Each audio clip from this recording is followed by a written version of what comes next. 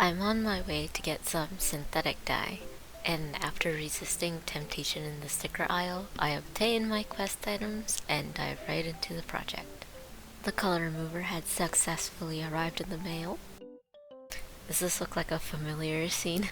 I started by wetting the shirt in hopes that the color removal can be manipulated into a gradient, and then I added room temp water to the bucket, which in hindsight may have been a bad idea.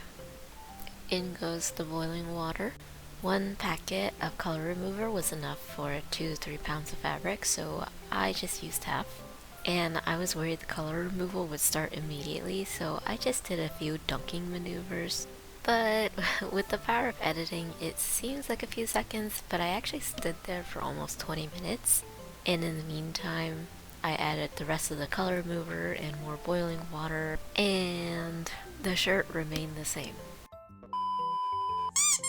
I figured my fault was that the water wasn't hot enough, so here I am at the thrift store to buy the biggest pot they have. It seems these two were our only options.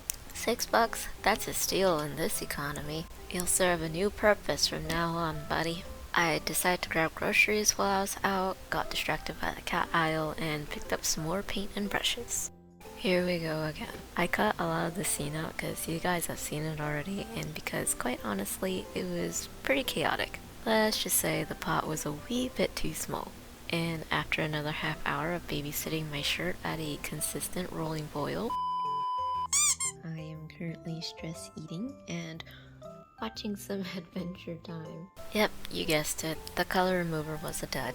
So it's the next day, and as you can see, the shirt is still extremely purple.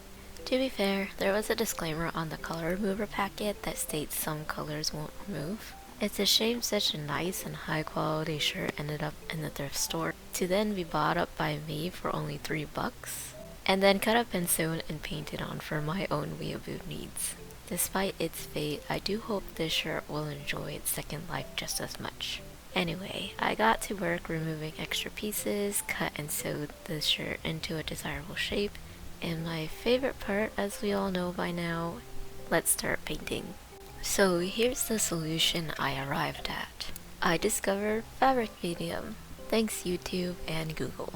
So you mix this with acrylic paint and apparently it makes the paint adhere to fabric better. Essentially you're turning it into fabric paint. After it dries completely, you can heat treat it so it stays on the fabric more permanently, and the end result should be able to be put through the wash and should feel a little more flexible. I wish I had discovered this when I painted the base shirt, but at least I know now. I had high hopes to paint the gradient with this stuff, but I must have gotten the technique wrong because I really struggled with manipulating and blending the paint. Even after a few coats, the result looked quite blotchy and the gradient wasn't as smooth as I wanted. Also, the painted areas weren't as flexible as I'd hoped. It was slightly less stiff than the shirt I painted without fabric medium though. Lastly, and the internet did warn me of this, but the painted areas were slightly more glossy since I'd mixed in the fabric medium. I didn't quite mind that as much though. I was running out of time, so I just went in with the details and hoped that it would distract from the bad gradient and the uneven paint patches. I think it worked, but I don't know, you guys tell me. I did, however, enjoy how the details came out. A lot of them had a cool border, so what I did was I painted a base shape, then painted inside the lines to create the thin borders. The fabric medium made the paint thinner, so it made it easier to paint the small details. Honestly, I really did enjoy the fabric medium. I think I just had too high of expectations for it, but now that I know how it works, I'm sure I will continue using it for further fabric projects. For a smaller surface area and details, it really did make the paint much easier to use.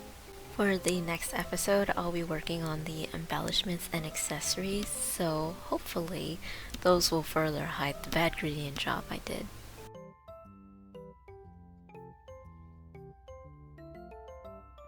Wow, check out this mess I made. Since I've been working on this project, I've unfortunately been neglecting my chores, so the rest of the apartment looks like a tornado blew through. But I shall be responsible and pick up this mess so it doesn't add to the rest of the chaos. Most impressive to me was the fact that I actually washed my brushes so they won't get gunky like they usually do. Then I just spent the rest of the night playing on my Switch. I've had Stardew Valley installed on here for such a long time, but I'm just now getting to play, so I set up a new profile and got started. Sometimes I wish I had some random farm out there I could move to and spend my days crafting, farming, and renovating.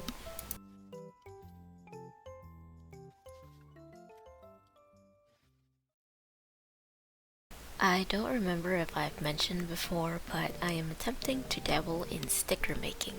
I am interested in starting my own business, but honestly, building my YouTube channel has been taking a lot of time lately. Don't mistake me for complaining though, I'm enjoying the ability to throw myself into a passion I've been holding on to since childhood. I just have so many ideas and plans, sticker making being one of those. I definitely need to learn better time management. And boy, did these stickers take time. I allotted a couple hours a day to create some designs. I studied many YouTube videos, of which I will try to list all in the description. I just mixed together some tips and ideas here and there to develop a final kiss cut sheet and die cut piece. I purposely set a deadline for myself because my main goal at this point was to learn how to create my designs so they would work with the Cricut machine, and learn how to use the Cricut design space, and learn how to print my designs and use the Cricut machine. I promised myself to work on more thought out designs later when I have more experience with the procedure. Speaking of designs, I can't help but notice the stark difference between my rough drafts versus the final digital art version. It goes to show how important rough drafts can be. I find it easier to draft and draw traditionally, and then uploading it to the drawing program via the camera. Then the digital touch-ups become much easier since I've already created a base to work on. Also, as a side note, I realized this vlog is a lot more busy than relaxing, but it's kind of a reflection of how my week had been. Even though this is just a 10-minute video, the projects I completed for this video took many entire days to complete in real life. It also takes me at minimum like a day and a half to edit a video because I'm just incredibly slow. I'll try to make the next episodes more relaxing and vlog-like, but no promises, because with the anime convention date looming nearer, I have to get my butt into gear.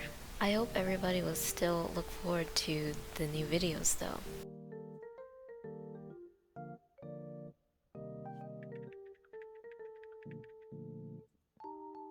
Baby's family has a printer and Cricut they generously allowed me to experiment on, so I packed up, of course forgetting the most important thing, which was my notebook with all of my notes, and then I drove over and spent the day learning how to print the designs I made.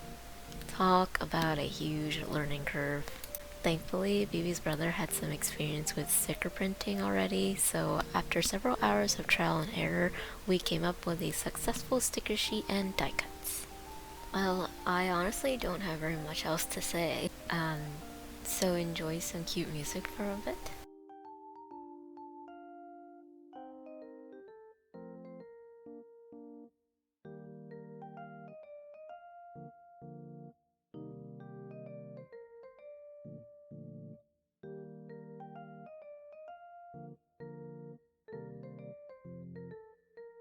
These were the no good sheets. We struggled to get the machine to cut just the silhouette of the stickers. It kept wanting to cut every line on the designs, including the background image.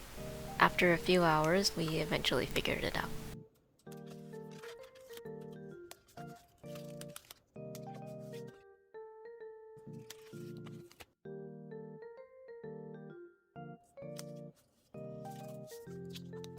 As an avid journaler, you know I had to document these babies in my journal. And as always, wishing everybody happiness and health. Thanks for watching, and I'll see you in the next video.